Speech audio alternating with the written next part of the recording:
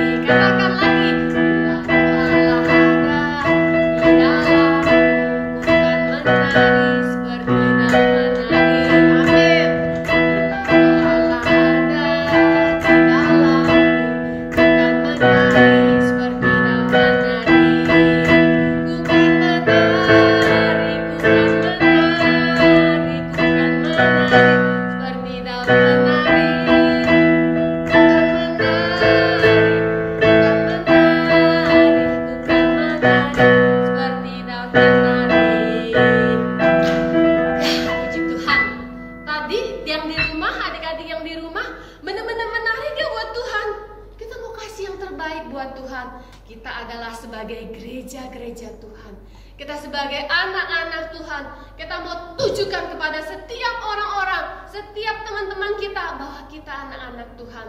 Kita lakukan yang terbaik buat Tuhan kita Yesus Kristus. Mari kita sama-sama kembali, kita mau naikkan pujian, kita mau katakan baca kitab suci, doa setiap hari. Amin. Yuk semuanya tetap ya berdiri dan kasih gerakan yang indah buat Tuhan. Kita naik pujian ini.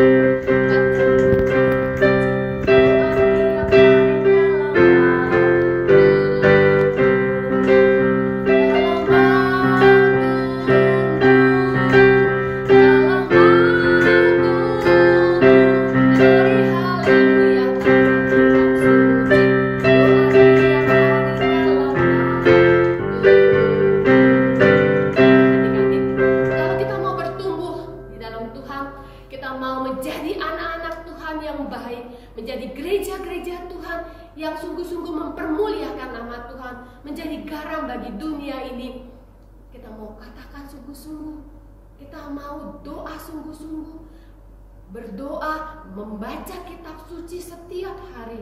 Siapa di sini yang rajin membaca firman Tuhan? Ayo siapa?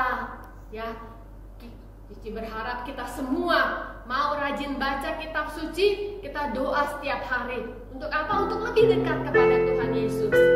Saat ini kita mau mendengarkan kebenaran firman Tuhan. Mari kita mau naikkan pujian Roh Kudus yang manis. Ya, kita mau buka hati kita untuk firman Tuhan. Naikkan pujian ini bersama-sama. Ku buka hati.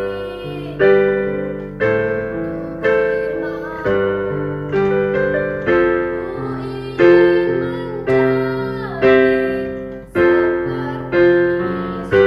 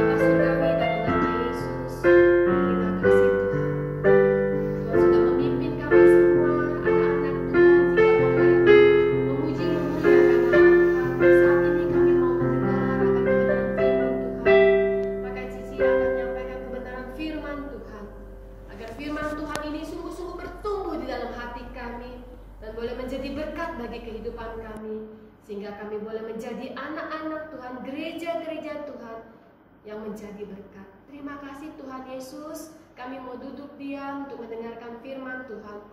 Berbicaralah pada kami semua. Dalam nama Yesus kami berdoa dan mengucap syukur. Amin.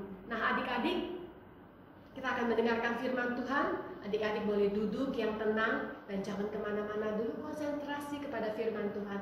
Tuhan Yesus memberkati kita semua.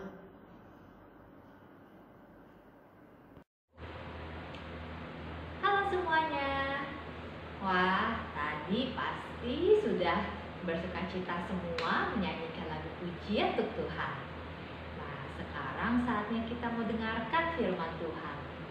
Firman Tuhan hari ini diambil dari kitab Kisah Para Rasul. Kisah Para Rasul pasal 13 ayat 4 sampai 12. Jadi kalau yang punya Alkitab di rumah boleh dibuka, kalian boleh lihat, atau nanti setelah selesai kalian bisa baca lagi ceritanya. Nah, hari ini Cici akan cerita tentang satu orang murid Tuhan yang bernama Saulus. Sebenarnya Saulus ini nanti akan ditemani dengan satu orang lagi yang namanya Barnabas. Ada yang ingat siapa Bapak Saulus ini? Bapak Saulus ini tadinya bukan orang yang percaya, tapi bahkan dia menangkap orang-orang Kristen. Tetapi Tuhan menampakkan diri kepada dia, dan setelah itu dia menjadi percaya kepada Tuhan. Suatu hari ketika murid-murid Tuhan sedang berkumpul dan berdoa bersama, mereka diberitahu oleh Roh Kudus kalau Bapak Saulus dan Bapak Barnabas harus dikhususkan untuk memberitakan Injil kepada orang-orang yang bukan Yahudi, yang belum percaya Tuhan Yesus. Nah, lalu setelah itu kemudian mereka berdoa untuk Bapak Saulus dan juga Bapak Barnabas. Lalu Bapak Saulus dan Bapak Barnabas pergilah mulai memberitakan Injil. Kemudian mereka berangkat ke satu pulau namanya Siprus. Nah, di pulau Siprus ini mereka sampai di satu tempat namanya Salamis. Nah, di sini mereka mulailah memberitakan Injil, memberitakan firman Tuhan. Tapi ini mereka beritain firman Tuhan masih khusus di tempat rumah ibadat orang agama Yahudi. Tapi mereka terus beritakan Injil, pergi ke tempat lain beritakan Injil. Mereka kelilingin pulau Siprus itu. Sampailah mereka di satu tempat yang bernama Pafos. Nah, di sini mereka ketemu dengan seorang Yahudi yang namanya Bar-Yesus. Orang ini adalah orang sihir dan nabi palsu. Apa tuh maksudnya? Jadi orang ini mengaku sepertinya pintar, tapi dia sebenarnya suka berbohong. Dia sebenarnya suka menceritakan hal yang tidak benar. Dia berpura-pura menjadi nabi. Lalu, tapi nabi palsu ini berteman dengan gubernur, pemimpin dari pulau ini. Pemimpin atau gubernur pulau ini namanya Bapak Sergius Paulus. Lalu Bapak Sergius ini sebenarnya orang yang pintar, tapi dia punya teman yang tidak baik ini. Tapi dia mau dengar tentang firman Tuhan. Jadi dia panggillah Bapak Saulus dan Barnabas. Kemudian setelah dipanggil dia mau dengar Bapak Saulus sama Bapak Barnabas ini bercerita apa sih tentang firman Tuhan. Tapi si penyihir nabi palsu tadi berusaha menghalang-halangi. Jadi orang nabi palsu ini juga disebut dengan nama Elimas. Nah, dia berusaha halang-halangin. Dia bilang, udah nggak usah dengerin apa yang mereka katakan. Mereka ini nggak benar ngomongnya. Apakah benar begitu? Tentu saja tidak. Bapak Saulus dan Bapak Barnabas ini sedang memberitakan firman Tuhan.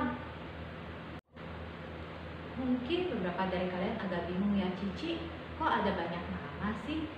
Ya, karena zaman itu bangsa Israel dijajah oleh bangsa Romawi. Jadi beberapa beberapa dari mereka ini punya nama asli dari bangsa Yahudi sendiri dan juga nama dari bangsa Romawi. Nah, sama seperti Bapak Saulus. Bapak Saulus ini kita mungkin lebih kenal dengan nama Bapak Paulus. Nah, sekarang nih penyihir ini yang lebih dikenal dengan nama Elimas, kemudian yang tadi berusaha untuk menghalang-halangi Bapak Gubernur untuk mendengar firman Tuhan. Kemudian Bapak Saulus berkata dengan penuh Roh Kudus. Lalu Bapak Saulus menatap dia dan berkata, "Hai anak iblis, engkau penuh dengan rupa-rupa tipu muslihat dan kejahatan. Engkau musuh segala kebenaran. Tidakkah engkau akan berhenti membelokkan jalan Tuhan yang lurus itu? Sekarang lihatlah, tangan Tuhan datang menimpa engkau, dan engkau akan menjadi buta. Engkau tidak akan bisa melihat selama beberapa hari lamanya, bahkan engkau tidak akan bisa melihat matahari." Dan saat itu juga kalian tahu apa yang terjadi?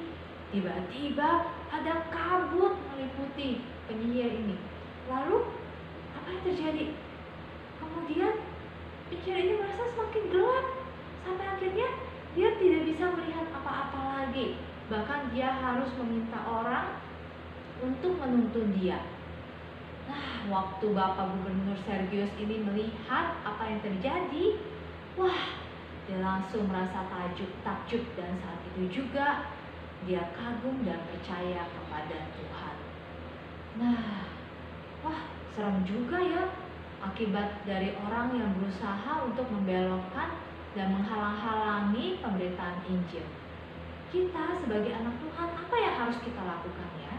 Tentu saja kita tidak boleh menghalangi pemberitaan Injil. Bahkan nih, kita harus mendukung pemberitaan Injil. Bagaimana caranya, Cici? Dengan cara menceritakan tentang Tuhan Yesus kepada lebih banyak lagi orang. Lalu kalau ada orang yang menceritakan hal yang salah tentang Tuhan Yesus, kita juga harus membelanya. Tapi tahu dari mana, Cici?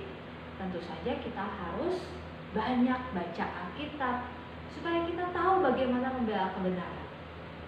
Nah, jadi kalian tahu kalau ada yang bilang misalnya nih, katanya Tuhan Yesus itu bukan anaknya Ibu Maria ya. Kalau anak yang sering baca Alkitab pasti tahu. Enggak, di dalam Alkitab kan diceritakan kalau Tuhan Yesus lahir dari anak darah Maria. Nah, makanya adik-adik, kalau kalian di rumah nih pasti nih punya banyak waktu untuk membaca firman. Atau kalaupun Cici tapi aku ada banyak tugas, tetap kita harus menyediakan waktu untuk membaca firman Tuhan. Supaya apa? Supaya kalau suatu saat ada yang bertanya kepada kita tentang firman Tuhan, kita bisa menjawab mereka, kita bisa menjelaskan hal yang benar kepada mereka. Dan lagi adik-adik, kita juga tidak boleh seperti penyihir yang tadi yang bernama Elimas. Dia berusaha untuk menghalang-halangi orang-orang menceritakan tentang Tuhan. Justru kita tidak boleh seperti itu. Dan kita harus lakukan. Bahkan nih, kalau kalian punya sosial media, kalian mungkin punya WhatsApp atau kalian punya sosial media lain, Facebook atau yang lainnya, Instagram.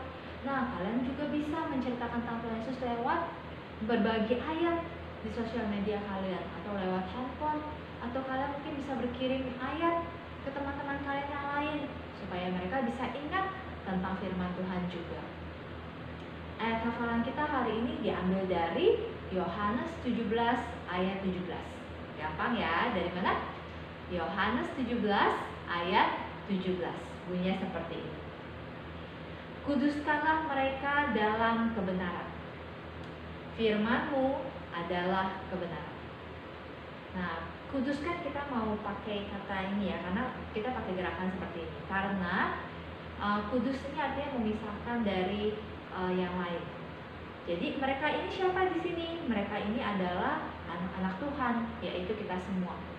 Jadi ini ayat yang diambil dari doanya Tuhan Yesus.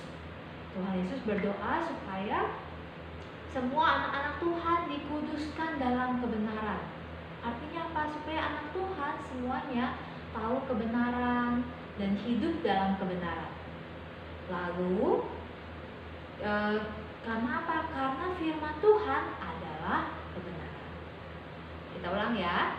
Ayat hafalannya diambil dari Yohanes 17 ayat 17. Kuduskanlah mereka dalam kebenaran. Firman-Mu adalah kebenaran. Coba sekali lagi. Kuduskanlah mereka dalam kebenaran. Firman-Mu adalah kebenaran. Jadi ingat ya adik-adik, mulai hari ini rajin baca Alkitab supaya kalian bisa menceritakan lebih banyak lagi tentang firman Tuhan kepada orang lain. Dan usahakan supaya apa yang kalian perkatakan adalah hal yang benar. Jangan sampai kalian berkata bohong, ngomong kotor, ataupun hal-hal lain yang tidak benar. Karena apa? Karena kita adalah gereja Tuhan, anak-anak Tuhan yang membela kebenaran, yang berkata benar dan mengatakan kebenaran, yaitu firman Tuhan. Oke. Sekarang kita mau berdoa ya. Lipat tangannya, tutup matanya, jangan lihat kanan kiri lagi. Mari kita berdoa.